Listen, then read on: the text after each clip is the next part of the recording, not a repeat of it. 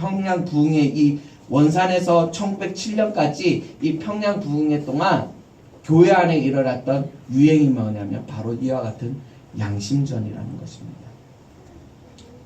그리고 1904년 하디 선교사님은 하나님의 음성을 듣고 이제 원산감리교회에서 이렇게 계속해서 부흥하면서 목회를 하였잖아요. 그러면서 그 다음에 1904년에 하나님의 음성을 듣고 다른 곳으로 가라고 명령을 받아서 떠나게 되는데 그곳이 어디냐면 3년 전에 자기가 사역하면서 실패했던 강원 통천지역 지경대라는 곳으로 돌아갑니다. 자기가 철저하게 실패했던 그곳이잖아요. 내가 그곳에서 내가 안 좋은 기억이 있는데 그곳에 가서 내가 사역을 잘할 수 있을까? 이러면서 한 일주일 걸려서 가는 그 길 동안 두려워서 가야 되나 말아야 되나 이러한 가운데 속에서 그가 읽었던 말씀이 무엇이냐면 여호수아 14장 9절 말씀입니다. 우리 여호수아 14장 9절 말씀 한번 찾아보도록 하겠습니다. 우리 여호수아서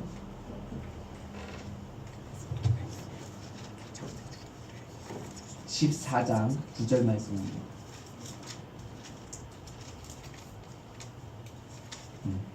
한번 읽어볼까요? 14장 9절 말씀 여호수아서 14장 9절 말씀 시작. 그날에 모세가 맹세하여 이르되 내가 내 하나님 여호와께 충성하였은즉 내 발로 밟는 땅은 영원히 너와 내 자손의 기업이 되리라 하였나이다. 아멘. 근데 이 말씀을 묵상하면서 지금 두려움으로 내가 실패했던 사역제 가면서 이 말씀 내 발로 밟는 땅은 영원히 너와 내 자손의 기업이 되리라.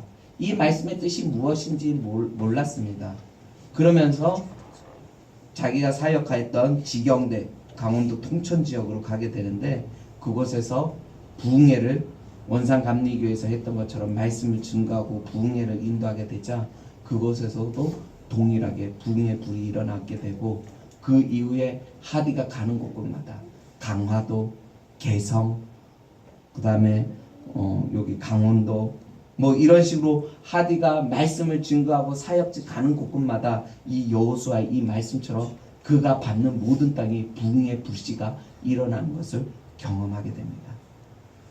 이렇게 전국적으로 그가 부흥을 하면서 부흥회를 하면서 이 사람들이 회개하고 그러니까 양반간에 아까 얘기했던 그런 계치간에 그러한 장벽이 허물어지고 그러한 수많은 기적들이 나타나게 되면서 평양에 거주하였던 선교사님들 이제 하디 선교사가 와서 평양에서도 이제 집회를 하게 되는데 이 평양 선교사님이 이 3년 동안 막 전국 방방곡곡에서 일어나는 그 하나님의 놀라운 기적들을 소문을 듣게 돼서 평양에는 1906년 그러니까 1903년, 1904년, 1905년 강화도, 개성 뭐 여러 곳곳에서 사역하는데 그때마다 놀라운 역사 변화하는 것들이 이제 소문을 듣고 평양에는 이제 1906년에 오게 된 거예요. 그러니까 이 선교사님이 이제 하나님은 공평하신 하나님인데 왜 저쪽에서는 그러한 은혜를 주고 우리는 무시하렵니까? 우리는 그러한 은혜 안 주시렵니까? 이러면서 하나님 앞에 평양 선교사님들도 엎드려서 기도하게 됩니다. 그러면서 은혜를 받게 되고 1906년에 그러면서 은혜 받으면서 또 말씀 사경회와 기도회를 준비하면서 1907년 내년에 이곳에서 전국 곳곳에 있는 교회 지도자들을 모아서 평양 부흥회를 우리가 준비하고 있는데 이때를 위해서 하나님의 은혜가 부어달라고 1년 동안 말씀 사경회와 지금 뭐 이런 부흥회 그 말씀 성경하는 세미나죠. 사경회와 이런 기도회를 1년 동안 그 지역 평양 선교사님들이 준비하게 되는 것을 보게 됩니다. 그래서 1907년 계획했던 대로 전국 곳곳에서 교회 지도자들, 하나님을 아는 권사들, 뭐 이런 사람들이 이 일주일 동안 집회를 하게 되면 어떻게 돼요? 오늘날 모텔이나 뭐 이런 것들이 없잖아요. 자기가 일주일 동안 덮고 잘 이불, 먹을 거 이런 거를 지게 옷짐 다 메고 와서 그 부흥회에 참석하게 되는 것을 보게 됩니다. 그러면서 사람들이 그 부흥회를 통해서 회개하고 뒤집어지는 역사가 PPT 혹시 있을 텐데 한번 보여주시면 될 것 같아요.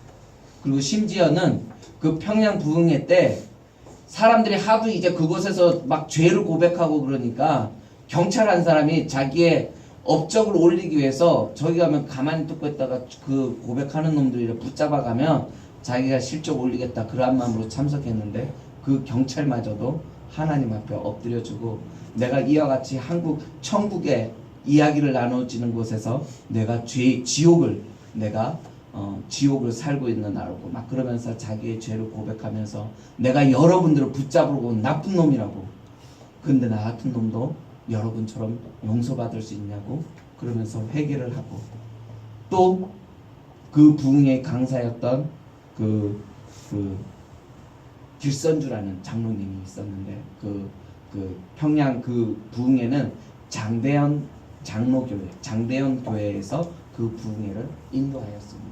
그 교회에서 그 당시에 한국 사람들은 목사님이었고 목사님들은 선교사님 목사는 다 미국 캐나다에 간 선교사님이고 한국 사람들은 목사님이 없었고 그냥 장로만 있었는데 그 길선주 장로님이 그 부흥회에 말씀을 전하는 강사였는데 이 길선주 장로님도 자기가 자기의 죄를 고백하는 거죠. 예전에 내 친한 친구가 병이 걸려서 죽어가면서 자기의 재산을 자기 와이프와 자기 자식들을 좀 내가 죽으면 챙겨주라고 잘 보살펴 달라고 돈을 좀 줬는데 내가 그 돈의 일부를 착복했다라고 막 그렇게 이야기를 하면서 사람들이 막 집회가 일주일 2주일 되는데 한 5일째까지 막 말씀 은혜롭게 막 전하다가 한 6일째 어느 날 이렇게 분위기가 싸해서 이 길선주 장로님 이야기하는 오늘 예배 가운데 은혜가 없는 것은 실은 저 때문에 그렇다고 실은 제가 이와 같은 일이 있었던 나도 그런 죄인이라고 고백을 하자 성도님들이 다 놀라는 거죠.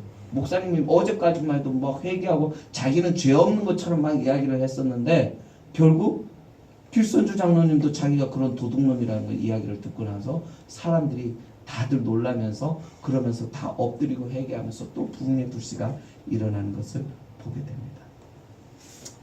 그러면서 오늘날 우리들도 똑같이 성령 충만과 이러한 은혜, 하나님의 은혜를 경험해 보지만 우리의 무능과 하나님의 능력이 만나서 내가 과연 하나님 앞에 부름받은 우리 마태복음에 읽었던 것처럼 너희는 세상의 빛이요 세상의 소금이요 너희는 세상의 등불로서 너희는 예수의 향기요 그리스도의 편지로서 하나님께서 우리의 존재의 신분에 대해서 그렇게 이야기를 해주면서 말씀해 주셨는데 우리는 교회 와서 하나님 사랑합니다 은혜 받았습니다 그렇게 이야기를 하지만 실질적으로 나의 삶 속에서 얼마만큼 그와 같은 빛과 소금의 삶을 살아가고 있는지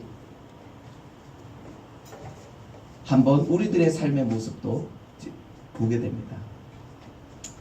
아마도 평양 대부흥회 때처럼 그곳에 모여 있었던 사람들처럼 진정한 회개와 그와 같은 결단력 있는 행동들이 내 삶 속에 나타나지 않기 때문에 나에게는 그러한 능력이 없는 것은 아닌지 한번 뒤돌아보는 시간이 되었으면 좋겠습니다. 특이한 것은 1903년에 원산에서 일반 백성들, 일반 성도들을 향해서 이 부흥의 불씨가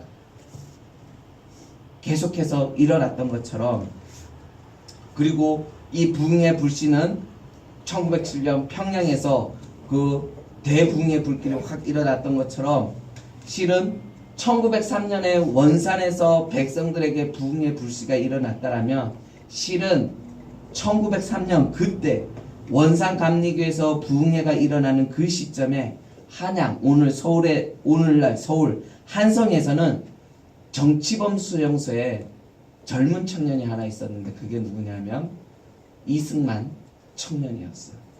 그 이승만 청년이 1899년 이 혁명을 꿈꾸다가 체포되어서 사형수로 이제 거기에 감옥이 되어 있었는데 1899년에 거기에서 그 감옥에 있으면서 성경책을 접하게 되고 그때 예수님을 영접하게 됩니다.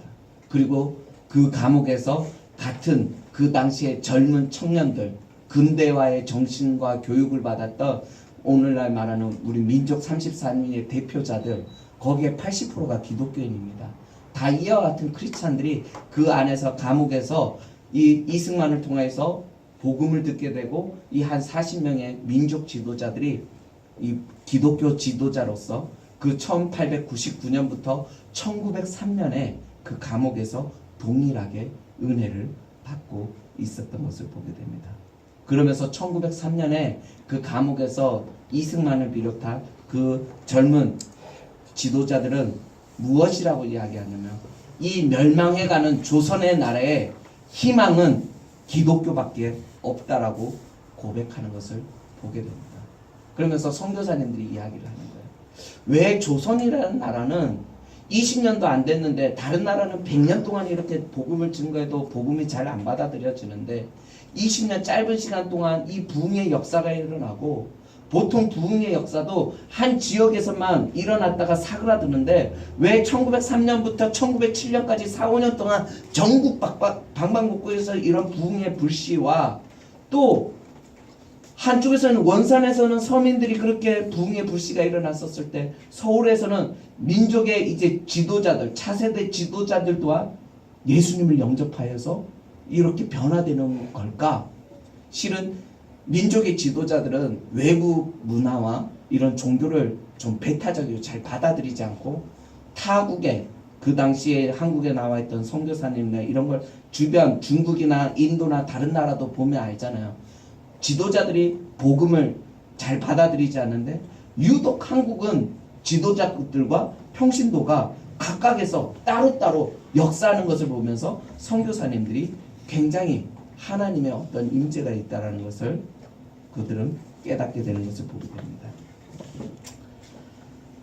이렇게 장대인교회 성도들이 성령 충만 받고 이제 은혜를 받아서 그들이 한 일은 무엇이냐면 성령 충만을 받았으니까 그들이 한 일은 무엇이냐면 하나님 앞에 이제 지긋지긋한 이 인생을 하나님 그만두시고 잘 먹고 잘 살고 행복하게 해달라고 기도한 것이 아니라 무엇을 이야기하냐면 그 원산감리교회가 부흥회가 일어났었을 때 그 죄의 고백을 하면서 부흥의 불씨가 일어나면서 그들이 다 같이 하나님 앞에 엎드려서 한 것은 무엇이냐면 이 복음이 다른 사람들에게도 전해지기를 간절히 원한다라면서 그들이 협력하여서 1908년에 이기풍이라는 깡패 출신의 그런 성도가 있었대요. 평신도 설교자. 그 사람을 1907년에 평양 그 장대현 교회에서 부흥회가 막 일어났잖아요. 부흥회 불씨가.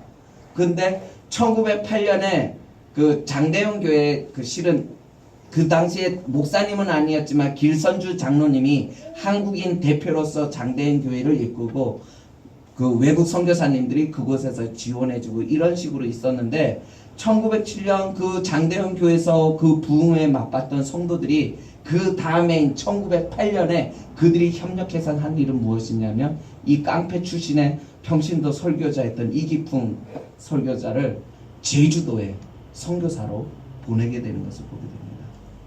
그리고 얼마 안 있다가 1913년에는 1907년이니까 8, 9, 10, 11, 12, 13 한 5년, 6년이 지난 다음에는 이 장대현 교회가 공자와 맹자의 출신지인 중국 산둥성에 회의 선교사를 파송하게 됩니다.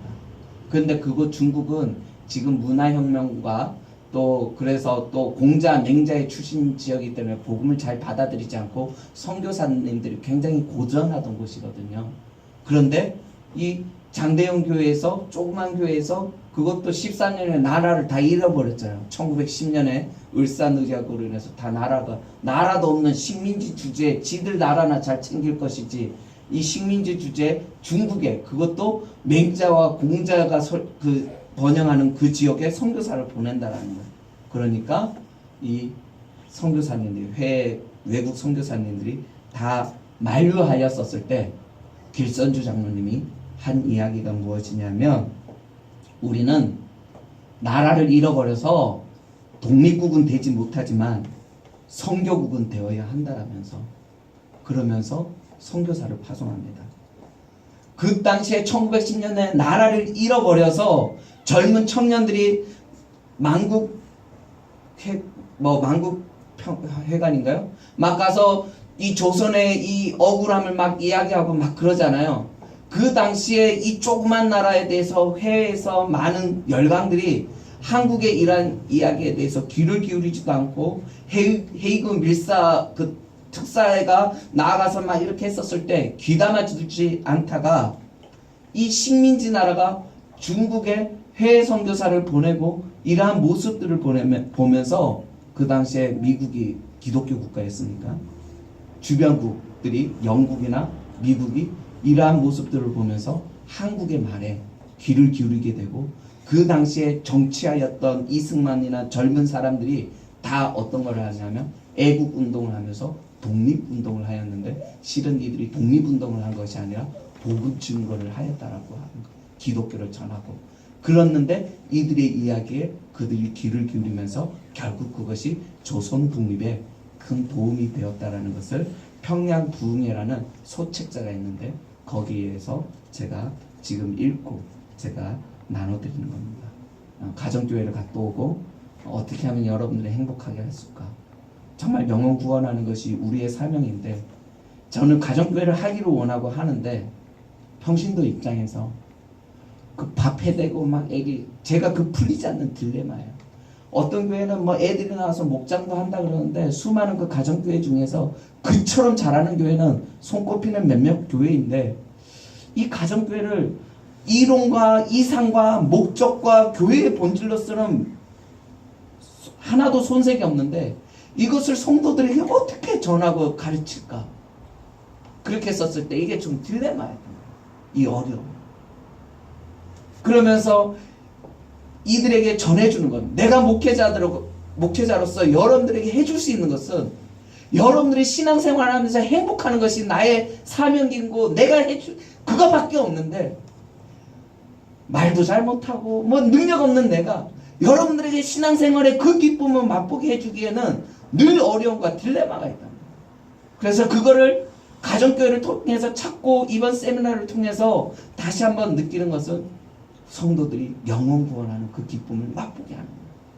그러면서 제가 이번 제가 요즘에 인터콥에서 선교 훈련을 받고 있잖아요. 거기에서 소개받은 책 평양 대부흥이라는 책을 읽고 있었는데 이 내용이 너무나도 은혜가 되어서 여러분들과 함께 지금 책의 내용들을 제가 요약하면서 지금 나누고 있는 것입니다. 그러면서 이 평양